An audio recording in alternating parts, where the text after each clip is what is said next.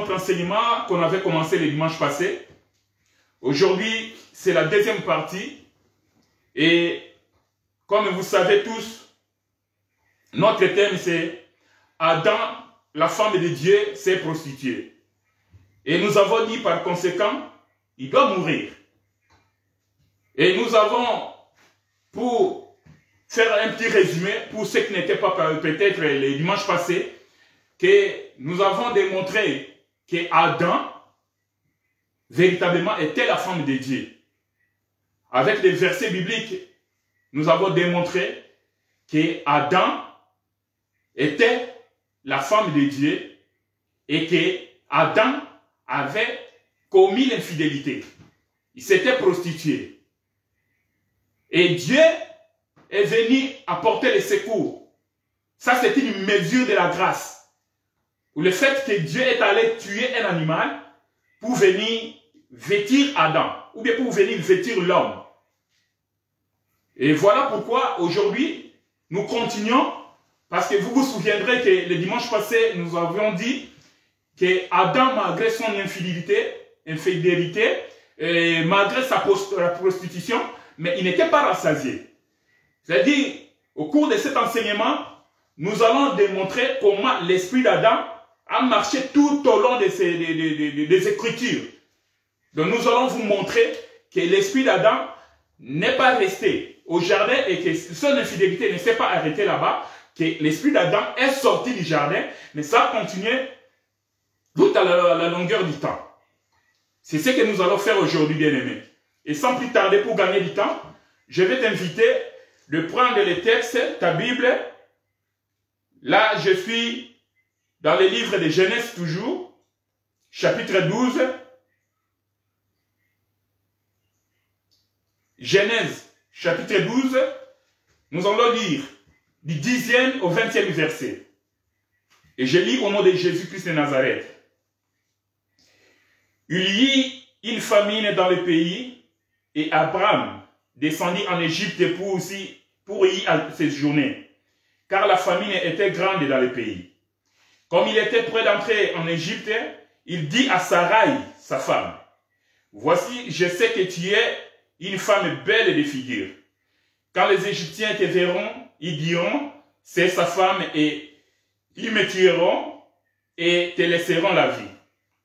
Dis, je te prie, que tu es ma sœur, afin que je sois bien traité à cause de toi, et que mon âme vive grâce à toi. » Lorsqu'Abraham fut arrivé en Égypte, les Égyptiens virent que la femme était fort belle. Les grands de Pharaon la virent aussi et la vantèrent à Pharaon. Et la femme fut amenée dans la maison de Pharaon. Il traita bien Abraham à cause d'elle. Et Abraham reçut des brebis, des bœufs, des ânes, des serviteurs et des servantes, des ânesses et des chameaux. Mais l'Éternel frappa de grands plaies Pharaon et sa maison au sujet de Sarai, femme d'Abraham. Alors Pharaon appela Abraham et dit, « Qu'est-ce que tu m'as fait? Pourquoi ne m'as-tu pas déclaré que c'était ta femme? Pourquoi as-tu dit, c'est ma sœur? Aussi l'ai-je pris pour ma femme.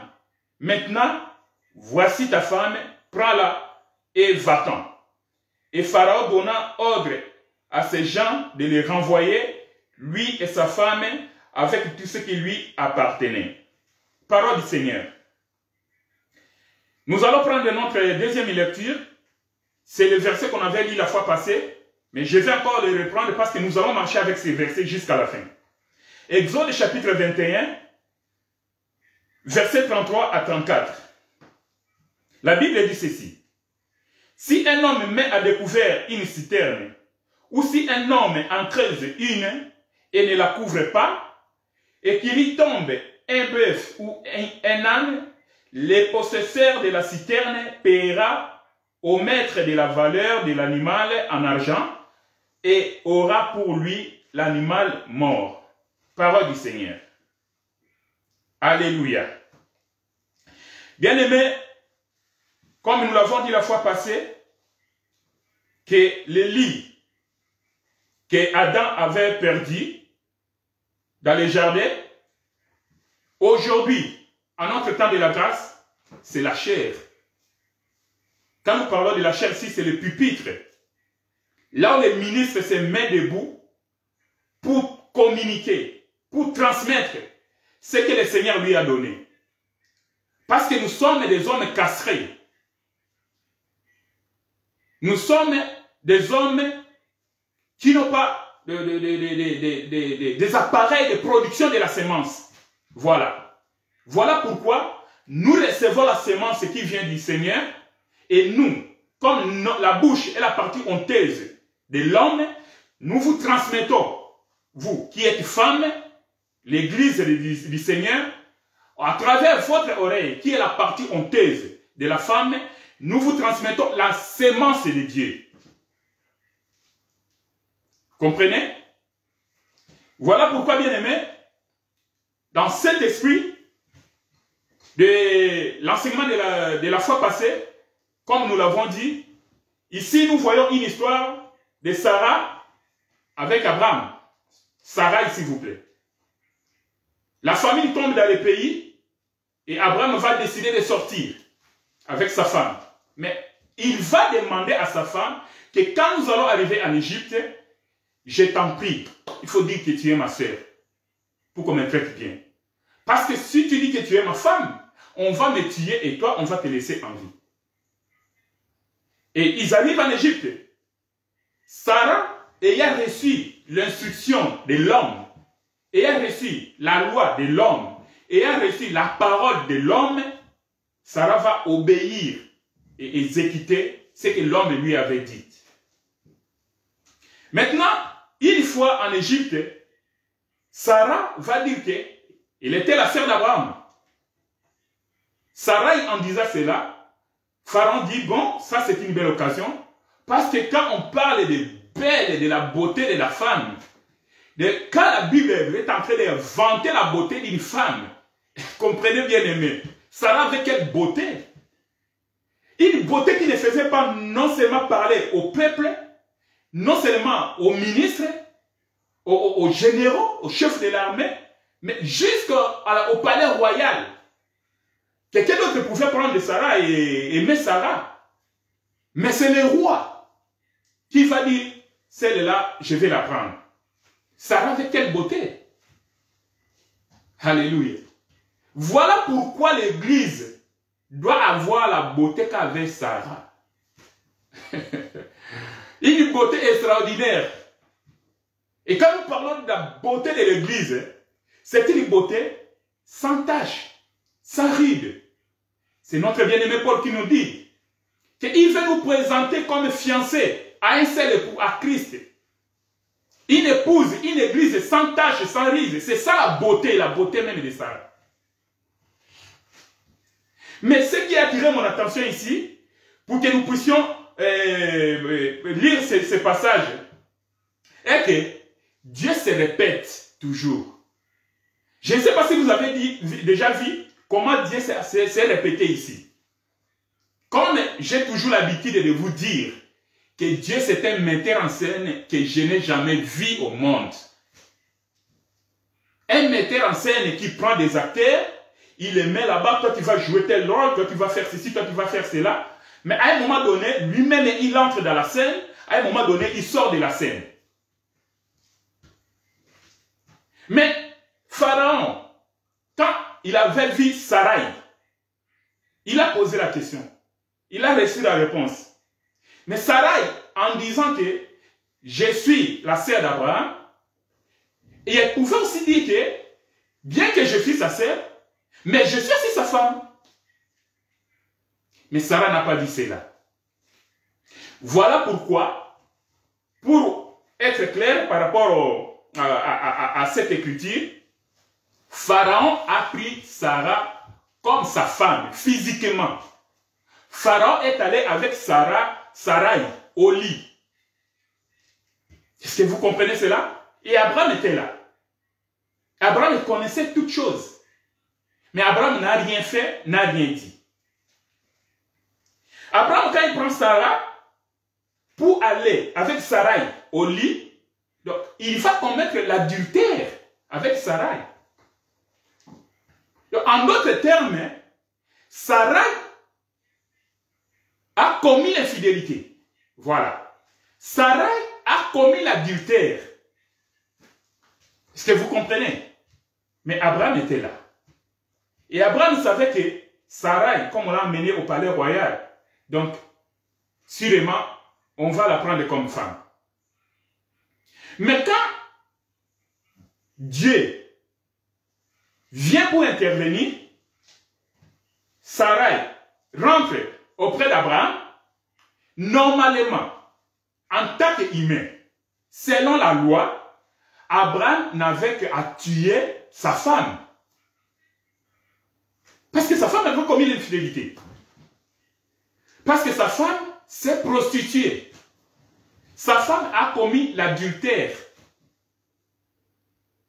Est-ce que vous comprenez cela? Ah, nous voyons maintenant que l'esprit d'Adam au jardin, qui avait commis l'infidélité, qui s'était prostitué au jardin, est sorti maintenant. Nous le voyons maintenant dans la vie de Sarah. Et Abraham, comme l'époux de Sarai, donc Abraham ici est l'image de Dieu. Vous comprenez cela? Mais pourquoi Abraham ne va pas tuer Sarah? Mais la réponse est claire. C'est le passage que nous avons lu de Exode. Là où la Bible nous avons dit que celui qui laisse sa citerne ouverte, ou bien qui creuse une et la laisse ouverte et que l'animal tombe, c'est cette personne-là qui va payer en prix d'argent l'animal, ou bien il va récupérer même les cadavres. Voilà. Si Abraham ne pouvait pas tuer Sarah, comme Dieu se répète, c'est normal. Parce que c'est Abraham qui avait donné la loi à Sarah, il lui avait donné son précepte, il lui avait donné sa parole, que tu vas dire que tu es ma sœur. Et c'est ce que Sarah a fait. Et ainsi dit, étant, donc Sarah ne pouvait pas connaître la mort physique devant Abraham, puisque c'est Abraham qui lui avait dit ça. C'est Abraham qui avait ouvert la citerne. Est-ce que vous voyez cela? Vous voyez ce qui s'était passé au jardin? C'est ce qui se passe ici avec Sarai. Ok? Donc, en d'autres termes, nous pouvons dire ceci. Sarai, c'est une âme vivante, tandis que Sarah, c'est l'esprit qui vivifie. Alléluia. Gloire à Jésus. Amen. Pourquoi nous disons cela? Parce que cette même femme, parce que Sarah était une femme mariée, elle était fidèle à son mari. Elle n'a jamais déconné. Elle n'a jamais trompé son mari. Mais cette fois-ci, elle va tromper son mari parce que son mari lui a donné l'ordre, l'instruction.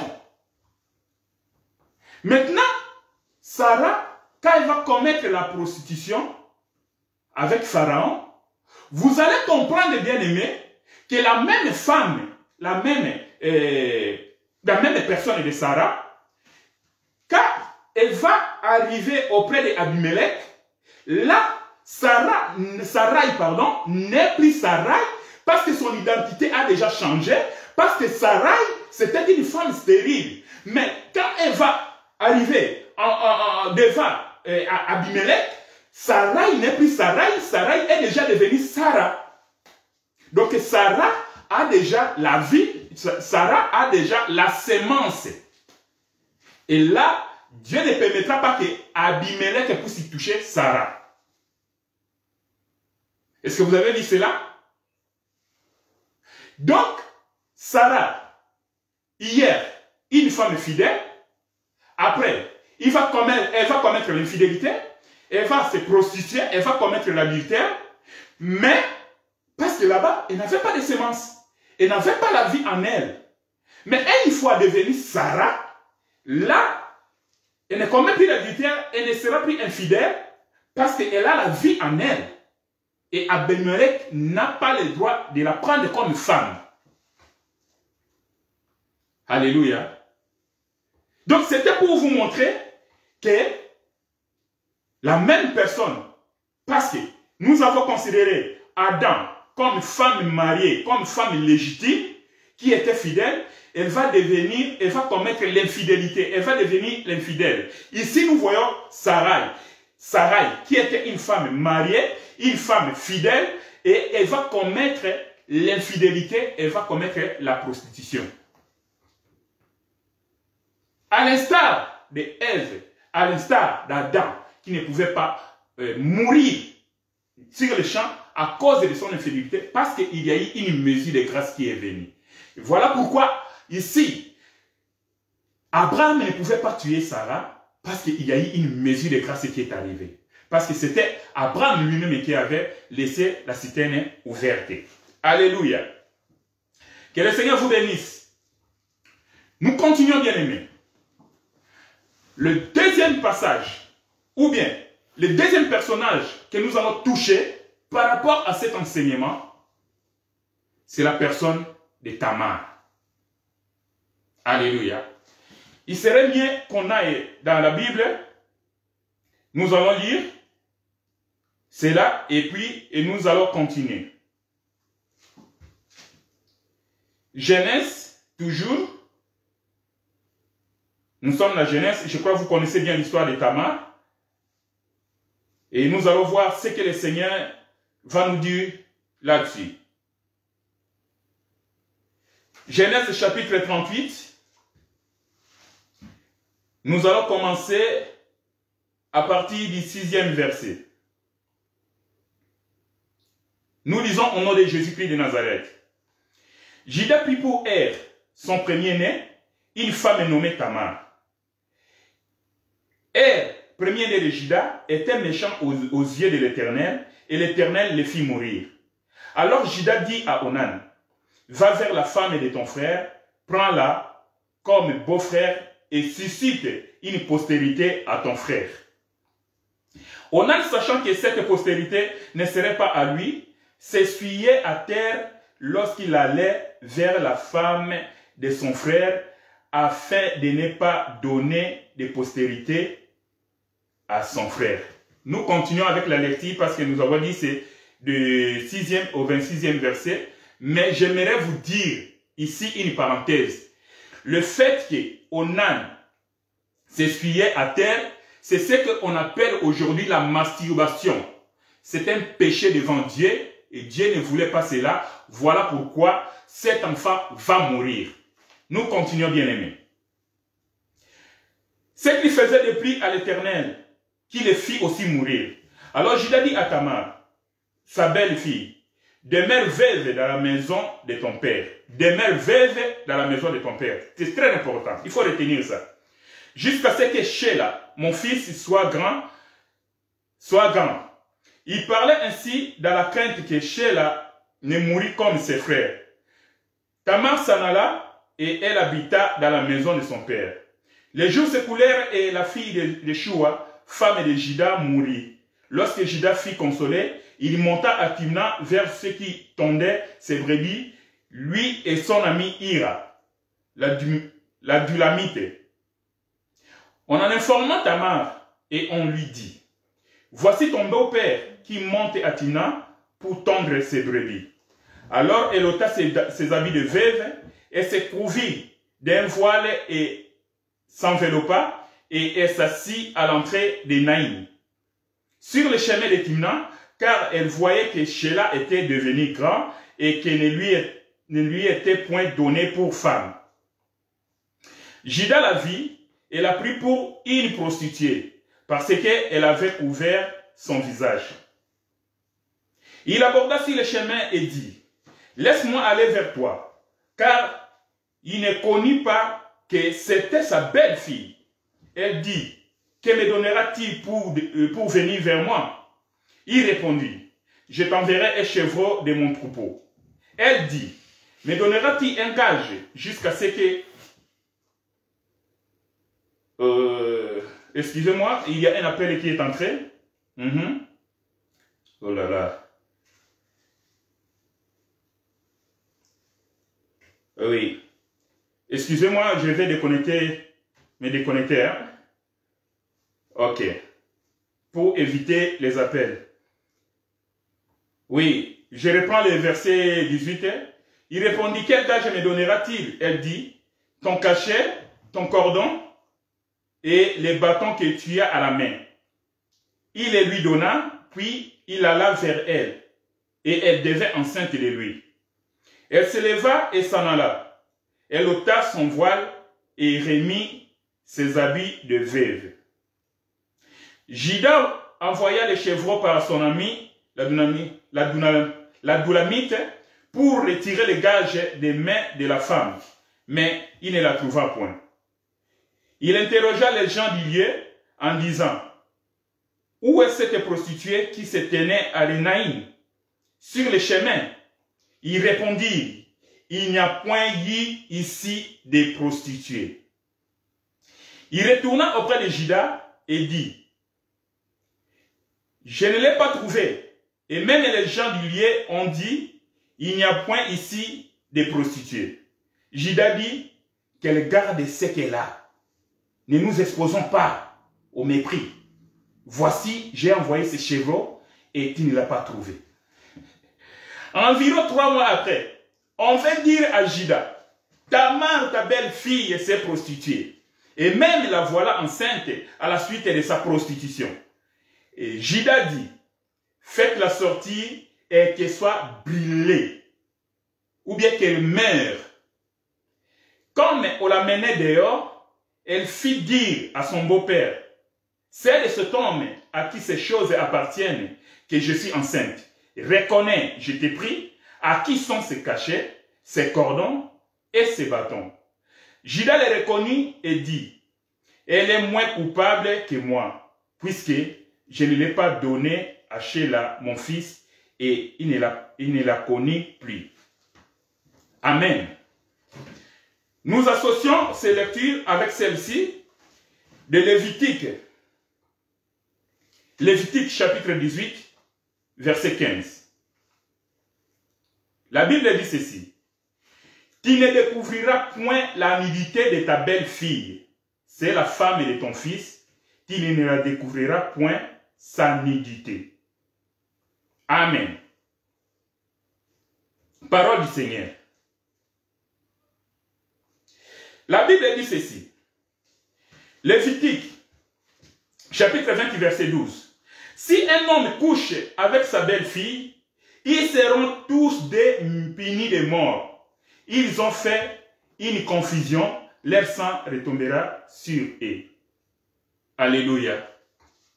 Amen. Gloire au Seigneur. Bien-aimés, ici nous voyons une femme du nom de Tamar.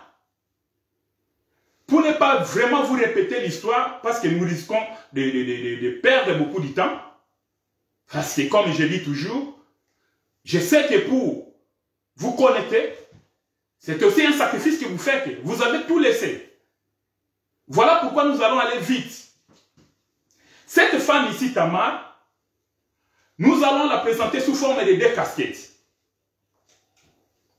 Tamar, nous allons la présenter, premièrement, comme une femme mariée, une femme légitime.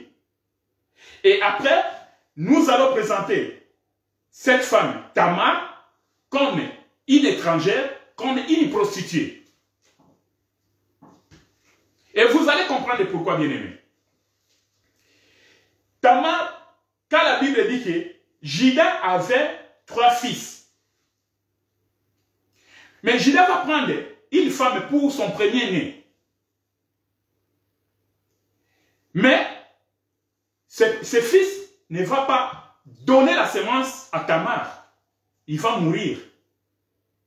Maintenant, comme c'était une femme mariée, c'était une femme qui est entrée dans la famille, c'était une femme qui appartenait à la famille, et selon la coutume, selon la loi, c'est le petit frère qui devait prendre cette femme-là pour susciter une postérité à son frère qui est décédé. Comme nous l'avons lu, ce deuxième fils va dire que non, la postérité qu'il va susciter pour son frère, ça ne sera pas sa postérité. Et elle va commencer, je dirais, à se masturber. C'est-à-dire, il va connaître Tamar, mais à l'heure de donner la semence, il va jeter la semence par terre. Vous comprenez? Et cela a déplu au Seigneur, et le Seigneur va le tuer. Comme c'est une femme mariée, une femme légitime, et il y a encore un des garçons dans la famille. Alors c'est ce garçon-là, le cadet, qui devait prendre cette femme-là pour susciter une postérité à leurs frères, ou bien à ses frères qui sont décédés. Mais maintenant, chose curieuse, c'est Juda qui vient maintenant intervenir. Juda qui est le père. Il va demander à Tamar de rentrer dans la maison de son père et de passer son veuvage là-bas dans la maison de son père. Jusqu'à ce que Sheila sera grand. Et quand Sheila sera grand, et il va lui donner comme mari. Sheila grandissait jusqu'à ce que Sheila avait atteint l'âge majeur pour se marier, pour prendre une femme. Tamar attendait. Mais Tamar ayant compris que ce que Juda lui avait dit, ce n'était pas ce qui s'est passé réellement. Il va dire, bon, je suis veuve. Je vais maintenant changer de tenue. Tamar va mettre les habits de veuvage. Et c'était connu, les veuvages, les veuves avaient l'air tenue, que quand elle passait, elle savait que non, cette femme-là est veuve. Celle-là est veuve. Celle-là est comme ça. Celle-là est prostituée. En mettant cette tenue-là, elle va enlever la tenue de veuvage et elle va se mettre au coin de rue comme une prostituée. En devenant prostituée, elle qui était une femme légitime, parce qu'il avait son mari qui était Sheila, c'est seulement qu'ils ne se sont pas mis ensemble. Maintenant, en étant prostituée, dans les coins, on ne la connaissait pas. Et dans ces coins-là, il n'y avait pas de prostituées. Voilà pourquoi les gens vont dire que non, dans ces coins, il n'y a jamais eu de prostituées. Juda vient, Juda trouve une femme, une prostituée. Laisse-moi vous dire, mes bien-aimés, si Juda a quitté sa maison, si Juda a quitté son pays pour aller, selon ce que la Bible nous dit, qu'il est allé voir les gens qui étaient en train de tondre ses brebis, en réalité, Juda était descendu, parce qu'il parle de descendre. Juda le père était descendu. En réalité, c'était pour chercher une femme. Juda avait besoin d'une femme. Mais chose curieuse, la femme que Juda a besoin, ce n'est pas n'importe quelle femme. Ce n'est pas une femme ordinaire. Juda va chercher une femme qui est une prostituée. Alléluia. Juda va chercher une femme prostituée. Et vous allez comprendre avec moi que Juda qui était marié, sa femme était décédée, il est resté seul. En étant seul, il dit que non, ce n'est pas bien de rester comme ça. J'ai besoin d'une femme. Juda va chercher une femme. Mais il va tomber entre les mains d'une prostituée. Une prostituée qui n'est rien d'autre que sa belle-sœur. Vous comprenez? Nous bénissons le Seigneur. Parce que quand Juda va négocier avec Tamar, et avec tout ce qui s'était passé, il va connaître Tamar. En connaissant Tamar, il va donner la sémence. Nous comprenons que ici, Tamar comme une femme, mariée comme une femme légitime, qui est rien d'autre qu'Israël, et les trois fils, qui est Er, Onan et Sheila, ils étaient incapables, il était impossible de donner la sémence à Tamar. Pourquoi? Parce que le père lui-même devait venir pour donner la sémence à Tamar. Alléluia. C'était un plan bien planifié par l'Éternel Dieu, que les trois fils-là, qui ne sont rien d'autre que la loi, les prophètes et les psaumes, qui ne pouvaient pas donner la vie à Israël, il a fallu que le Père lui-même vienne. Il fallait que le Père lui-même descende. Et quand il descend, pour trouver une femme, donc il doit devenir une prostituée. Et cette femme-là, Tamar, doit devenir une étrangère. Vous voyez cela? Donc, Tamar, comme Israël, nous comprenons que les trois fils ne pouvaient pas donner la sémence à Tamar. Ils ne pouvaient pas donner la vie à Tamar. Là, nous considérons Tamar comme Israël. Vous comprenez? Mais de l'autre côté, quand Tamar, je change maintenant de l'autoroute, je vais basculer maintenant.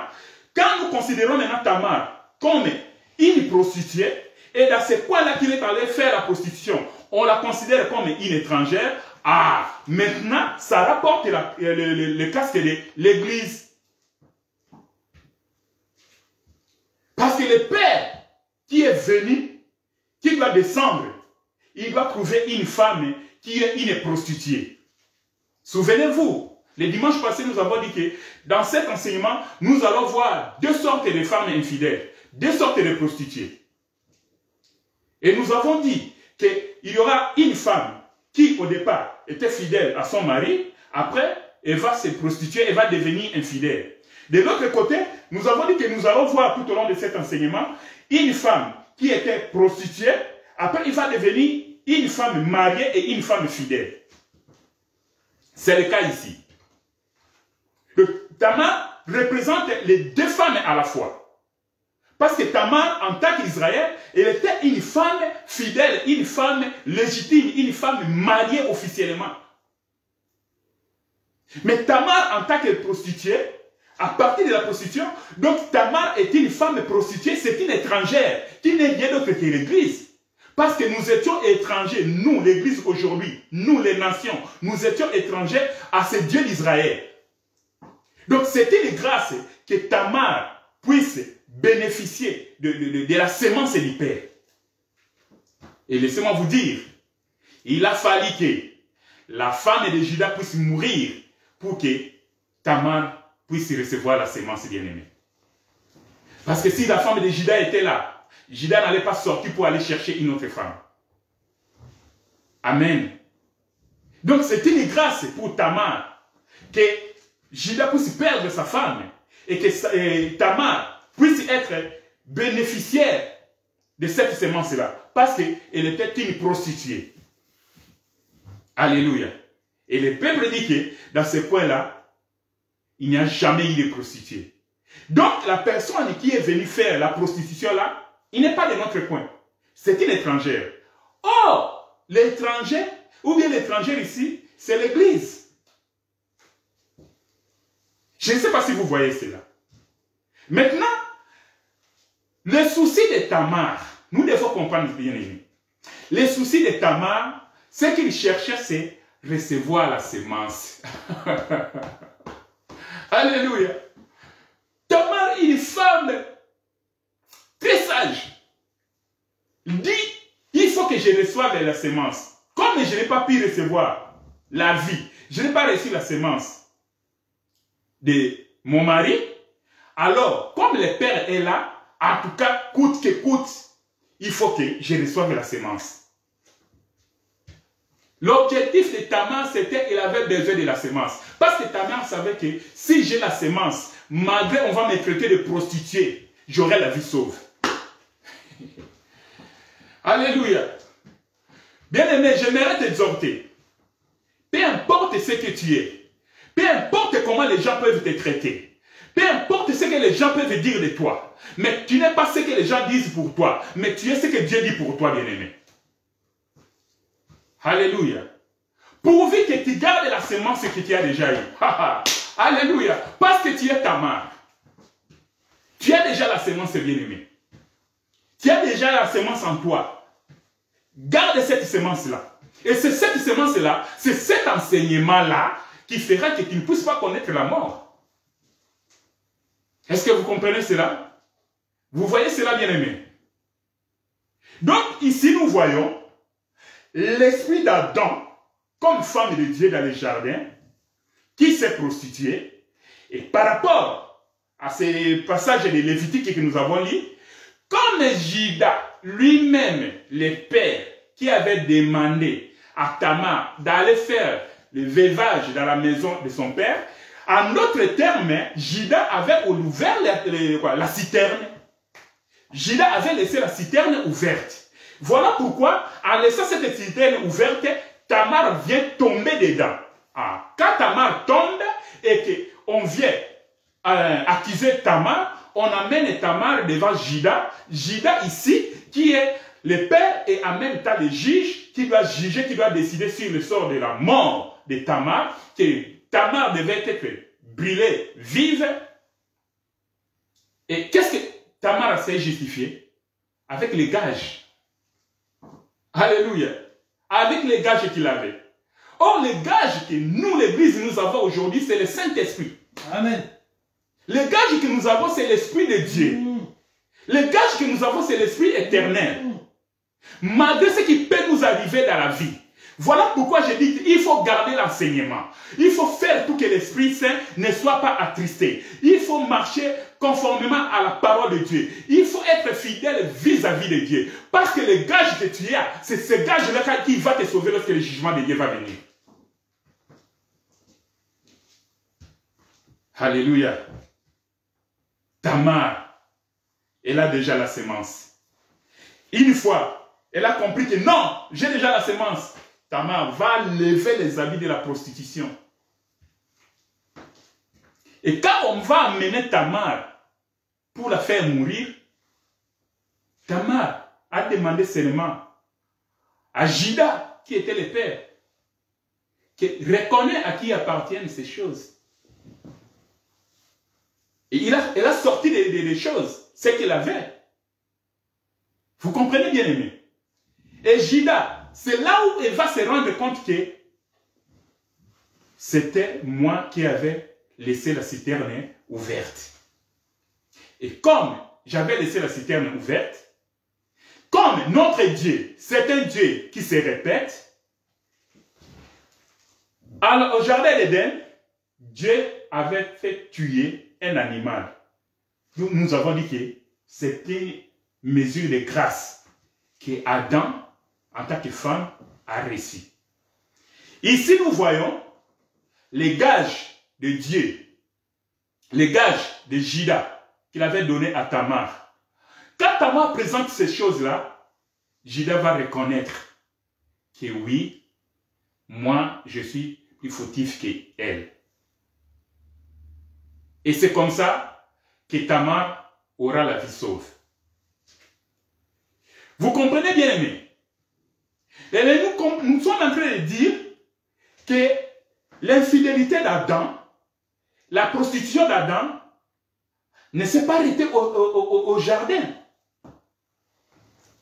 Cet esprit de la prostitution, de l'infidélité, est en train de marcher tout au long du temps. Vous voyez cela? Et nous allons continuer pour voir si cet esprit-là s'est arrêté avec Tamar, au niveau de Tamar. Alléluia. Gloire à Jésus. Je crois que nous faisons un effort en vous donnant cet enseignement. Nous faisons un effort pour simplifier les choses, pour donner l'explication, pour que toutes choses soient claires comme de l'eau, en fait que même la personne qui n'est pas de cet évangile, quand il nous entend, il puisse comprendre ce que nous sommes en train de dire. Et que cela puisse donner la vie. Alléluia. Tamar, une fois, elle a reçu la sémence, elle va redevenir veuve.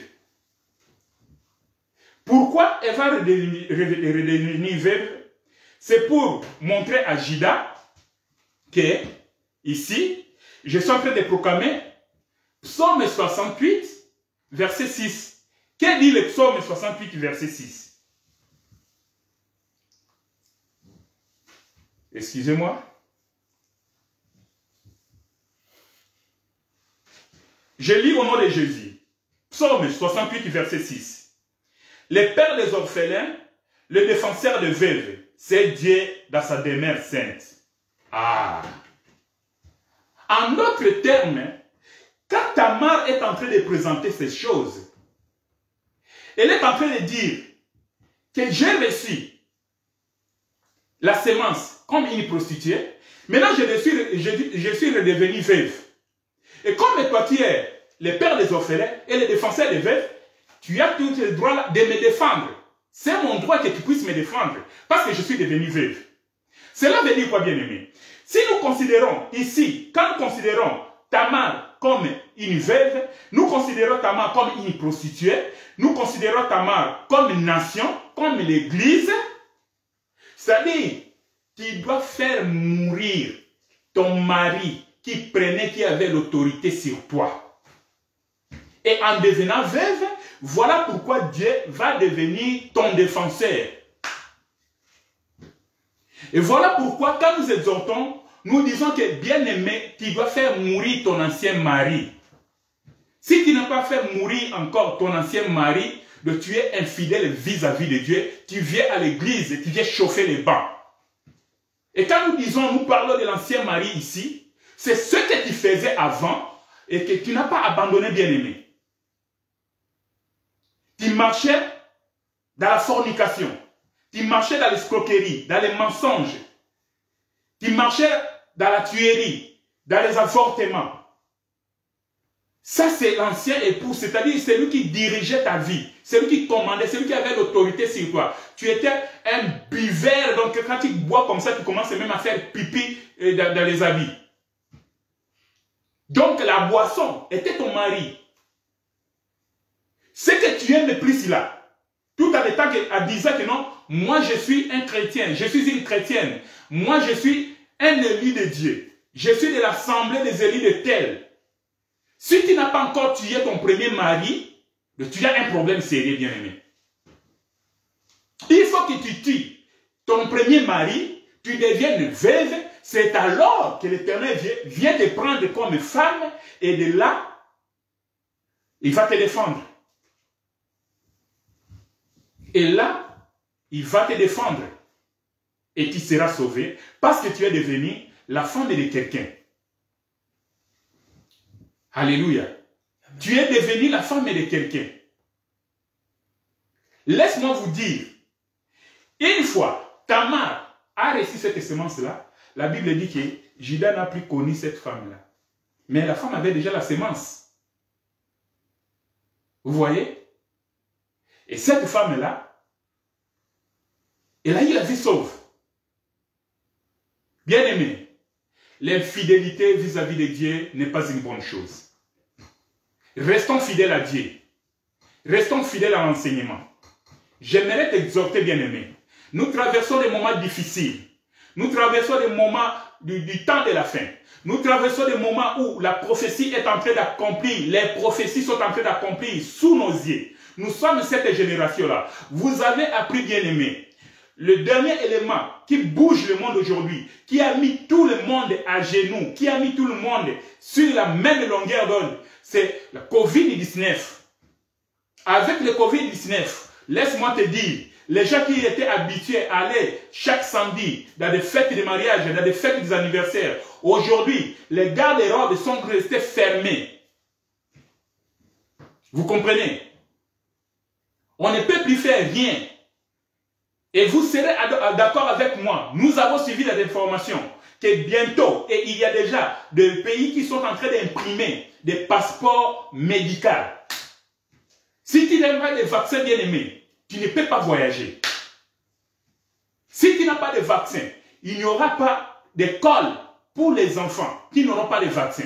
Il n'y aura pas de la garderie pour les enfants qui n'auront pas de vaccin. Ou les parents vont refuser de prendre le vaccin. Vous comprenez comment le gouvernement mondial est en train de se concrétiser maintenant. Nous n'avons plus droit à l'erreur, bien-aimé. Nous qui connaissons la parole. Alléluia. Il est temps, bien-aimé, de craindre encore Dieu. Donc nous comprenons que le Seigneur Jésus-Christ est à la porte. Parce que bientôt, la trompette va sonner. Et l'Antichrist va se manifester.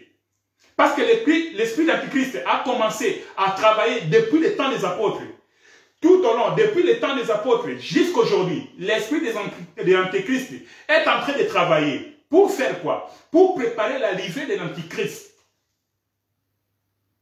Voilà pourquoi, Apocalypse 13, quand vous lisez là-bas, vous allez comprendre que nous sommes allés Donc, on est en train de nous coincer petit à petit, en fait que nous arrivions à ce niveau que si tu n'as pas de vaccin, tu ne peux pas acheter et tu ne peux pas vendre. Est-ce que vous voyez cela? Tu ne peux pas voyager, aller à un autre pays. D'ailleurs, il y a des pays qui ont déjà décidé qu'ils vont mettre des mesures. Tu ne peux même pas déplacer de ta province à une autre province. Mais quand le vaccin va commencer, alors là, tu peux voyager. Aujourd'hui, on nous interdit même de recevoir les membres de la famille à la maison. Vous voyez cela? Oui, c'est bien beau. Sur le plan scientifique, sur le plan physique, nous savons que, oui, c'est pour la protection, c'est pour nous protéger et protéger nos membres de famille. Mais si nous prenons cela, sur le plan prophétique, bien aimé, nous devons faire beaucoup attention. Parce que c'est ça, le gouvernement mondial. Ça arrive. Et dans l'un des interviews de Macron, il avait dit que la bête est déjà là. J'ai l'interview de Macron. Il avait dit que la bête est déjà là. Alors, si Macron, qui n'est pas de notre assemblée, qui n'est pas chrétien, nous dit cela, vous comprenez? Donc, tu ne peux plus voyager si tu n'as pas de vaccin. On arrive là, bien aimé. Alors nous, enfants de Dieu, à la lumière de la parole de Dieu, à la lumière de la prophétie, nous devons beaucoup faire attention. Quand nous voyons ces choses, ne soyons pas dans la distraction. Nous devons doubler les efforts. Nous devons nous préparer en conséquence. Parce que notre mari, qui est le Seigneur Jésus-Christ, est à la porte. Alléluia. Je ne sais pas si je dois continuer. Mais je crois que pour aujourd'hui, ce que je voulais vous dire, ce que je voulais partager avec vous, en fait, ensemble, c'était pour que nous puissions voir ensemble que l'esprit d'Adam, qui était dans le jardin d'Éden, l'esprit de l'infidélité, l'esprit de la prostitution, est en train de marcher. Et c'est là, au travers des Écritures. Aujourd'hui, nous avons vu Sarai, la femme d'Abraham, et nous avons vu aussi Tamar. Et prochainement, le dimanche prochain, nous allons continuer, bien aimé. Mais j'aimerais te dire seulement, reste fidèle. Continue à persévérer dans l'enseignement. J'ai béni le Seigneur pour nos bien-aimés de l'Assemblée des élus, parce qu'ils sont là branchés pour écouter les enseignements des ministres de part et d'autre. C'est une bonne chose. Mais la meilleure des choses, et de mettre cet enseignement-là en pratique. Soyons fidèles, car Dieu aime les pécheurs, mais il hait les péchés. Dieu aime les prostituées, mais il hait la prostitution. Vous comprenez cela? Que le Seigneur vous bénisse. Nous sommes là. Nous attendons vos remarques. Nous attendons vos suggestions. Que le Seigneur nous fasse grâce, que tout le monde soit sur la même longueur d'onde quand nous recevons cet enseignement, en fait que nous puissions chaque jour nous préparer en conséquence. Et là où tu es bien aimé, je vais te demander tout simplement d'incliner ta tête. Nous allons clôturer cet enseignement avec la prière.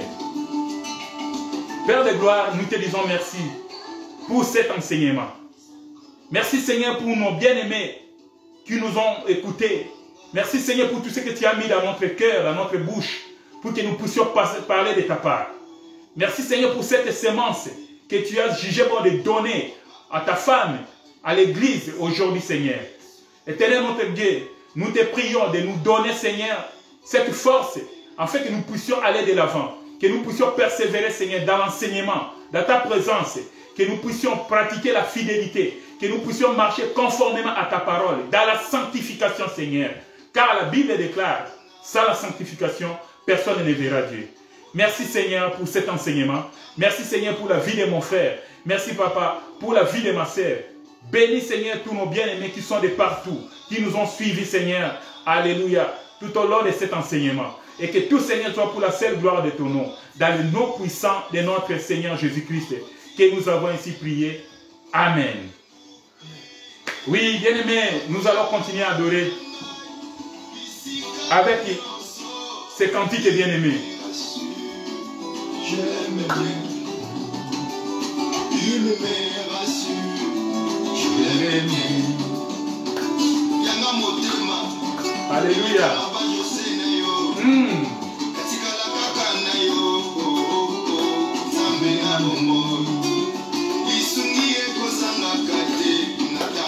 Oh, alléluia. Lisungi ezanga kate natango ya pasi. Moninga ya tango nyonso kombo na ye Yesu.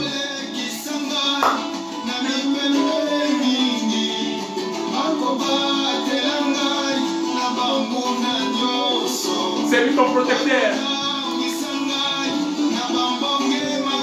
Alléluia. Peu importe la vague, peu importe la tempête bien-aimée, reste fidèle. Je l'aime bien. Hosanna. Je l'aime bien. Alléluia.